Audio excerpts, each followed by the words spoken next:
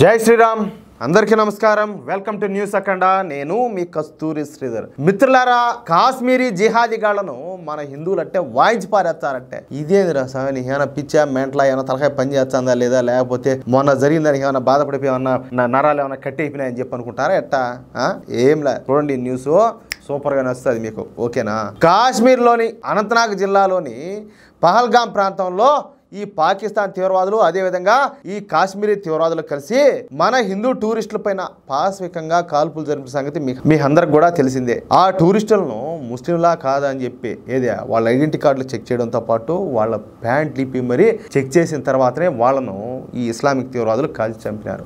మళ్ళా చెప్తున్నా అంటా ఉంటారు కదా ఉగ్రవాదానికి మతం లేదనేసా, మరి ఏంది అది దాన్ని ఏమంటారంటాలే.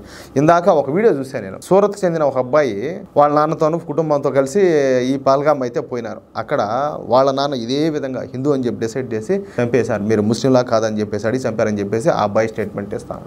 ఒక చిన్న పిల్లవాడు తన కళ్ళ ఎదుటనే తండ్రిని చంపుతామంటే ఆ పాపం ఆ పసిబిడ్డ ఎంత బాధపడి ఉంటాడా, ఎంత నరకం చూసి ఉంటాడా చెప్తున్నాడు. ఈ మాదిరిగా హిందువులంతా ఎట్లా పక్కకు రండి ముస్లింలంతా ఆ పక్క పోమని చెప్పి మీరు హిందువులా కాదని చెప్పి ఈ మారి చేశారని చెప్పి చెప్తాడు ఆ పిల్లవాడు. ఇంతకంటే దారుణం అంటారా? ఏం మనుషులు రా స్వామి, రాక్షసులు కూడా మిమ్మల్ని చూసి సిగ్గుపడతారా నాయన, అసహించుకుంటారు మీ మొహాలను చూసి. సరే ఇకపోతే ఈ తీవ్రవాదులు మొత్తం 7 మంది అంట. వాళ్ళలో పాకిస్తాన్ తీవ్రవాదుల్లో ఒక 4 ఉంటే ఈ కాశ్మీర్ సంబంధించినటువంటి తీవ్రవాదులు 3 ఉన్నారు. ఇక ఈ 7 తీవ్రవాదులకు జిహాదీ మనస్తత్వం ఉన్నటువంటి కాశ్మీరీ స్థానిక ముస్లింలు అయితే సాయం చేశారు. అర్థమవుతుందా? అందుకే ఈ తీవ్రవాదులు మన భారత ఆర్మీ అక్కడి నుంచి వెళ్ళిపోయిన దాకా వెయిట్ చేసి వాళ్ళు ఒక 10 కిలోమీటర్ల దూరం వెళ్ళిపోయినాక ఈ పహల్గాం ప్రాంతానికి వచ్చి కాల్పులు జరిపారయ్యా. అంతేకాకుండా ఈ పహల్గాం ప్రాంతానికి సంబంధించినటువంటి ప్రతి విషయాన్ని కూడా అక్కడ ఉన్నటువంటి స్థానిక ముస్లింలు ఈ తీవ్రవాదులకు అందజేశారు. అంతేకాకుండా ఈ తీవ్రవాదులను 3-4 రోజుల పాటు తమ ఇళ్లలోనే ఉంచుకొని తమ ఇంటి అల్లులలాగా మేపినారంట. ఏమన్నా కూతురులో పాడు ఏమన్నా ఉన్నట్టే శరీరంలో అక్కల ఎవరైనా ఉంటే వాళ్ళకి ఇచ్చి కట్టపెట్టాల్సింది. ఏందిరా స్వామి, ఏం జరుగుతుంది ఆయన? మీరు కూడా చూసే ఉంటారు. ఈ విధంగా జరిగింది, ఈ విధంగా చంపేసినారు, ఉగ్రవాద దాడి జరిగింది అని చెప్తే ఈ జిహాదీ ముండా కొడుకులంతా కూడా ఈ న్యూస్లోను ఇట్లా టోటల్ కూడా ఈ లాఫింగ్ సింబల్స్ అంతా కూడా పెట్టారు. ఏం అంతగా కర్కశమైన మనస్తత్వం ఏమి కాదు. ఎందుకంటాలే ఈ దేశంలో మీకు ఏం తక్కువ జరుగుతుంది? ప్రపంచంలో ఏ దేశంలో కూడా ఇంత స్వేచ్ఛగా ఉండరు ముస్లింలు, ఒక భారతదేశంలో తప్పనిచ్చి. ఇప్పుడు నేను ఒక మాట చెప్తా, హిందువుల దేవాలయాలు ధ్వంసం అయిపోయినాయి.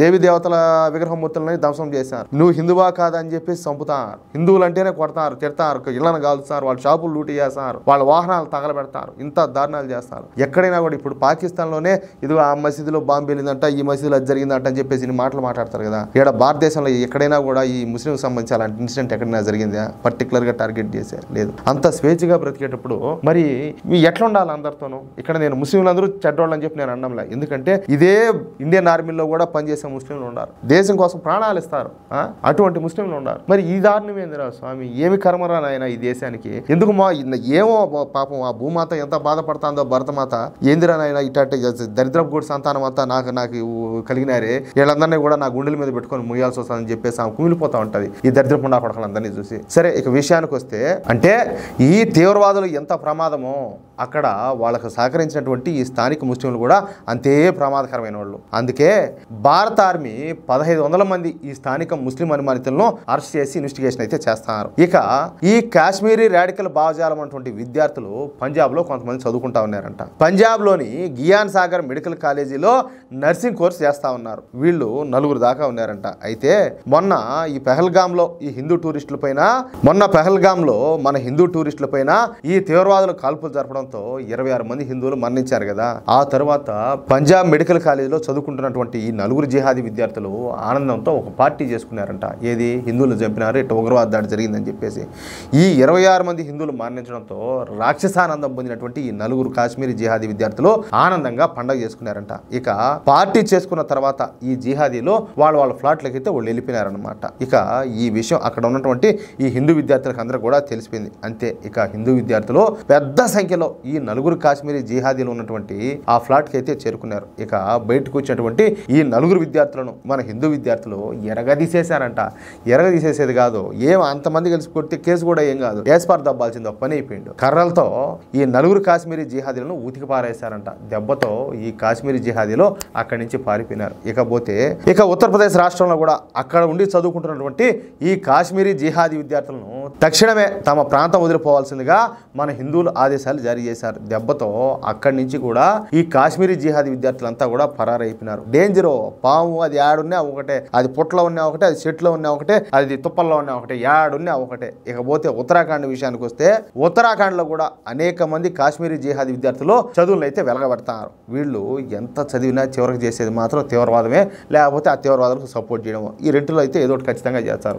దేశ వ్యతిరేక కార్యకలాపాలు చేయడానికి ముందుంటారు. అయితే ఉత్తరాఖండ్లోని హిందూ రక్షాదళ అనే ఒక బలమైన సంస్థ ఒకటి ఉన్నది. ఇక ఈ హిందూ రక్షాదళ అధ్యక్షుడైనటువంటి లలిత్ శర్మ గారు ఉత్తరాఖండ్లోని ఈ కాశ్మీరీ జిహాదీ విద్యార్థులంతా కూడా ఉత్తరాఖండ్ రాష్ట్రాన్ని ఖాళీ చేసి వెళ్ళిపోవాలని చెప్పేసి 24 గంటల్లో ఈ కాశ్మీరీ జిహాదీ విద్యార్థులు ఉత్తరాఖండ్ వదిలి వెళ్ళకపోతే తీవ్ర పరిణామాలు ఎదుర్కోవాల్సి వస్తాయని చెప్పేసి వాళ్ళందరినీ కూడా ఎరగదీసి మడత పెడతామని కఠినమైన వార్నింగ్ అయితే ఇచ్చాడు. ఏం చేస్తారో ఈ మార్చి చేస్తా ఉంటే దీంతో ఉత్తరాఖండ్లోని ఈ జిహాదీ గుంపంతా కూడా తమ స్వస్థలమైనటువంటి కాశ్మీర్కి అయితే పయనమవుతారు. మొత్తం మీద కాశ్మీరీ జిహాదీలకు మన హిందువులు మొదటిసారి సుక్కలు చూపించారు. ఏం పాపం చేశారు రా స్వామి వాళ్ళు, కాదంటే అడిగి పోయినారు టూరిజం కోసం, దానివల్ల మీకే కదా డబ్బులు వస్తుంది అంటే వీళ్ళు మన దగ్గర నుంచి డబ్బులు పొందుతా కూడా వీళ్ళు అక్కడ షాపులు పెట్టుకోనో లేకపోతే గుర్రం మీద ఎక్కించుకొని గుర్రం మీద తీసుకోబోతారనమాట. ఆ విధంగానో ఏదో ఒక విధంగా వ్యాపారం చేసుకుంటా మన ద్వారానే 10 రూపాయలు డబ్బులు సంపాదిస్తారు. కానీ ఏం చేశారు, ఆ ఉగ్రవాదులకు సపోర్ట్ చేసి ఏమే మన వాళ్ళు సాగు కారణమైనారు. చూడండి ఇట్టుంటది. వాళ్ళకు నువ్వు ఏమి చేసినా కూడా వాళ్ళకి విశ్వాసం ఉండదు. నిలవెల్లా వాళ్ళకి బంగారంతో తాపడం చేసినా కూడా వాళ్ళు కనికరించరు. ఆ సమయం వచ్చిందంటే ఇంకంతే కథం, ఇంక రెండో మాటే లే, ఇంక ఆడికి అయిపోయినట్టే అట్టుంటది. అదేదో పెద్దవాళ్ళు ఒక సామెత చెప్తా ఉన్నారు, పద్యం ఒకటి ఉంది మనం చదువుకునే రోజుల్లో, మేలుపెండు చూడ మేలిమయ్యుండు పొట్ట విప్పి చూడ పురుగులుండని చెప్పేసి ఎప్పుడో చిన్నప్పుడు చదివిన దాన్ని. అట్టగా చూసేదానికి ఏమో బాగానే ఉంటారు, వాళ్ళలో లోపల ఉంటుంది జిహాదీ మనస్తత్వం అనేది. అది సమయం సందర్భం వచ్చినప్పుడు బయట పెడతారు. అప్పుడు దాకా నిన్నేదో ఒక ఫ్రెండ్గా ట్రీట్ చేస్తానో లేకపోతే అదన్నా ఇదన్నా అది బాబాయ్ అదత్తా అది ఎక్క అమ్మది మామ అని చెప్పి నీతో కబుర్లు చెప్తానే తిరుగుతూ ఉంటారు. ఏదో ఒక సందర్భం వచ్చినప్పుడు నీ గొంతు కోసేది వాళ్ళే. కాబట్టి ఎంత దూరంగా ఉంటే అంత మంచిది ఈ జిహాదీ మనస్తత్వం ఉండే వాళ్ళకు. అర్థం అవుతుంది, అర్థం చేసుకుంటే అర్థం చేసుకునేంత. లేదంటే ఇప్పుడు మనం చూస్తున్నాము వాళ్ళను ఏం జరిగింది ఏందనేది. మనోళ్ళు ఇప్పుడు ఈడ ఒకటి అంటూ ఉంటారు కదా, ఏది అన్ని మతాలు సమానమే అదని ఇదనేసా. ఇప్పుడు ఎవరైతే బాధితులు ఉన్నారో వాళ్ళ ఇంటికాడికి పోయి ఆ బిడ్డలు బాగొట్టుకున్న వాళ్ళను ఆ భర్తలను బాగొట్టుకున్న వాళ్ళను ఒకసారి వాళ్ళని పోయి అడుగుపోండి అన్ని మతాలు సమానమేనా, మెట్టు తీసుకొని సమాధానం చెప్తారు వాళ్ళు. ఎవర్రా చెప్పింది అన్ని మతాలు సమానం అయితే మరి మా బిడ్డలు ఎందుకు చంపినారు, మా భర్తలు ఎందుకు చంపినారు, మతం అడిగి మరి హిందువులు అని చెప్పి మమ్మల్ని చంపేశారు, అన్ని మతాలు ఎట్టా ఒకటవుతాయని చెప్పేసి వాళ్ళు చెప్తారు సమాధానం, సరైన సమాధానం. అప్పుడన్నా సిగ్గొచ్చేదేమో చూద్దాం వీళ్ళందరికీ కూడా. ఏమంటారు, అవునా కదా, నేను కరెక్టా కదా చెప్పేదా? అదే విషయం అయితే మిత్రులారా, ఈ న్యూస్ కనుక మీకు నచ్చినట్లయితే ఖచ్చితంగా ఈ న్యూస్ నలుగురికి షేర్ చేయండి. అదేవిధంగా ప్రతి ఒక్కరు కూడా ఈ వీడియోకి సంబంధించి మీ యొక్క అమూల్యమైన అభిప్రాయాలను ఖచ్చితంగా కామెంట్ చేయండి. అలాగే ఇంతవరకు మీరు కనుక మన ఛానల్ను సబ్స్క్రైబ్ చేసుకున్నట్లయితే ప్రతి ఒక్కరు కూడా మన ఛానల్ సబ్స్క్రైబ్ చేసుకోండి. మన ఛానల్ను 10 మందికి పరిచయం చేయండి, సపోర్ట్ చేయండి ప్లీజ్. జై శ్రీరామ్.